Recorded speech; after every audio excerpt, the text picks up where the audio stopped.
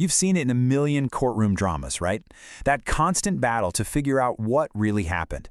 But a real trial isn't a free-for-all. It's a super-structured process. Today, we're diving into the system that acts as the gatekeeper for that search for truth, the fundamental rules of evidence. So how does a court sift through all the testimony, the documents, the random objects, and build a reliable picture of what actually went down? Well, the answer lies in a really powerful set of guidelines, all designed to make sure only trustworthy information gets to the judge or jury. Okay, let's get into it. To see how these rules work in the real world, we're going to follow a fictional case. Let's call it the case of the counterfeit concert tickets. Our guy, Alex, is on trial, accused of selling fakes. This simple story is going to be our guide as we unpack some pretty complex legal ideas. All right, first things first. Before any piece of info can even be considered by the court, it has to pass a critical test. It's not just an open mic night. Not everything is allowed. So in our case against Alex, what can the prosecution even show the jury? Let's start with the official definition, just to get our bearings. At its core, evidence is simply the set of tools, all approved by the rules, that a court uses to figure out the truth. You can think of it as the raw material of a trial, the building blocks for making an argument. Okay, back to Alex.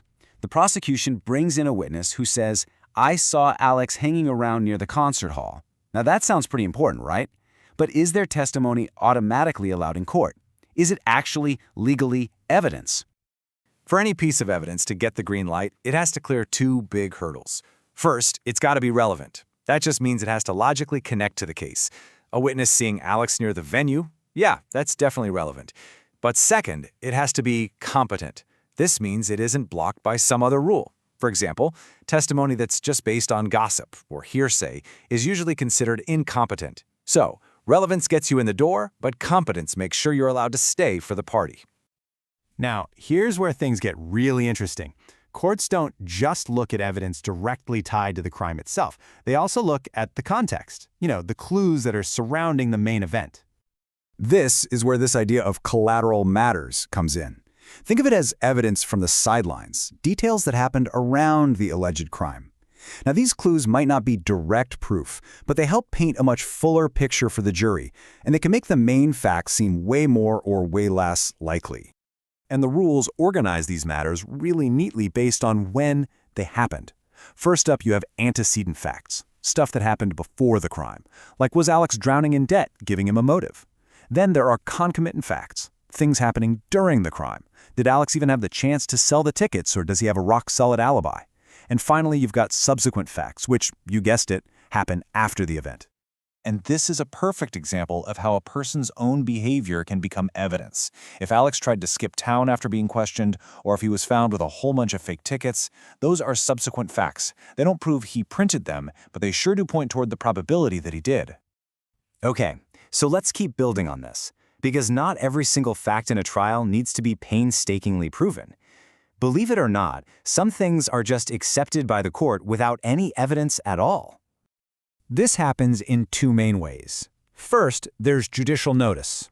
This is for facts that are just common knowledge or super easy to look up. Like, the court doesn't need a witness to prove what city the concert was in. Everyone knows. The second way is judicial admission. This is when someone in the case just admits a fact is true. So if Alex's lawyer says, "Yes, Your Honor, Alex does own that high-end printer," well, that fact is now considered proven. This whole idea is captured perfectly by this simple but really powerful quote from the source material. It's a rule of efficiency, of common sense, and it keeps the trial focused on what's actually being disputed. Of course, in a modern case like Alex's, a lot of the evidence isn't just what people say, it's documents. We're talking a paper trail and a pixel trail.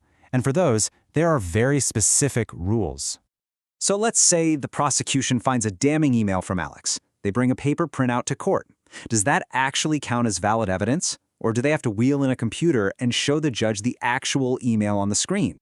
This question leads us right to something called the best evidence rule. At its heart, this rule is super simple. If you want to prove what a document says, you have to show the court the original document. This is all about making sure what the jury sees is accurate, and it helps prevent fraud or even just simple mistakes from copies. But what about an email? It doesn't really have a physical original.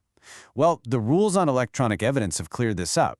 A printout can be treated as an original as long as it's proven to be an accurate copy of the electronic data.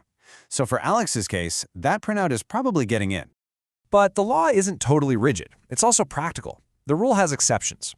If the original document was accidentally lost or destroyed, or maybe the other side has it and won't hand it over, then secondary evidence, like a photocopy or someone's testimony about what it said, can be used instead. So, as we've seen through Alex's case, every single piece of information that gets presented in court is under a microscope.